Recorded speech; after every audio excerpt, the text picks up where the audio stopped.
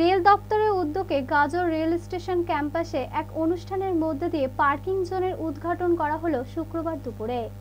এদিন ফিতে কেটে অনুষ্ঠানের সূচনা করা হয়। গাজল স্টেশন এলাকায় কোনো পার্কিং জোন ছিল না। স্থানীয় বাসিন্দাদের ও ট্রেন যাত্রীদের দাবি ছিল স্টেশন এলাকায় একটি পার্কিং জোনের, যে পার্কিং জোনে গাড়ি রেখে নিশ্চিন্তে থাকতে পারবে স্টেশনে আসা সাধারণ মানুষ।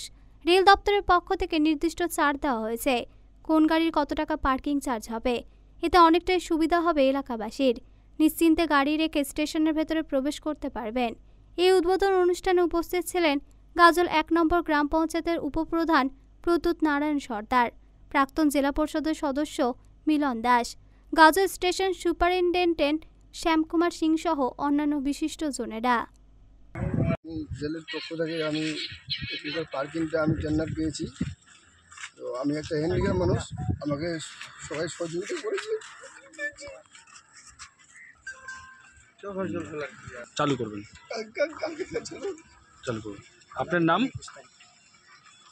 আমার নাম পান্ডু সরকার। ঠিক। রেল স্টেশন এবং স্টেশন মাস্টার আছেন গাজলের রেলের পক্ষ থেকে পার্কিং উদ্বোধন করা হলো। এই পার্কিংটা হয়তো আগামী কাল থেকে পার্কিংটা চালু হবে। এখানে রেলের একটা চার্ট আছে, হ্যাঁ, যিনি পার্কিং কন্ট্রাক্ট পেয়েছেন তিনি নিজে নিজে এই চার্জ করেননি।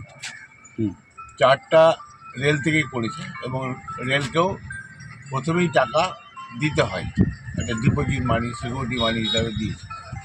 তো আমরা এটা খুব ভালো উদ্যোগ এবং এই পরিষেবাটা যেন ভালোভাবে হয় এবং গাজলবাসী জনসাধারণকে আমরা অনুরোধ করব যেন সমস্ত যে টোটো আছে বা টু হুইলার আছে আর ফোর হুইলার আছে সমস্ত মানুষকেই বলবো যে যেন ঠিক মতো তারা সহযোগিতা করে পাণ্ডুকে।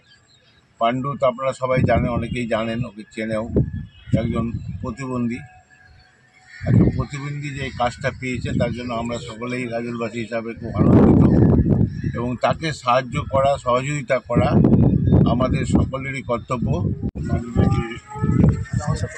आज केंद्र सरकार ये पार्किंग के उद्घाटन करवा रहा है। कल से मतलब जैसे 21 तारीख है, 21 तारीख से पार्किंग शुरू हो जाएगा।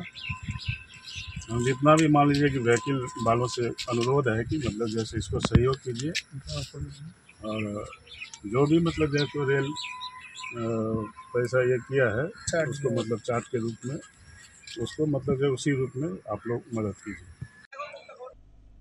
मालदा टुडे।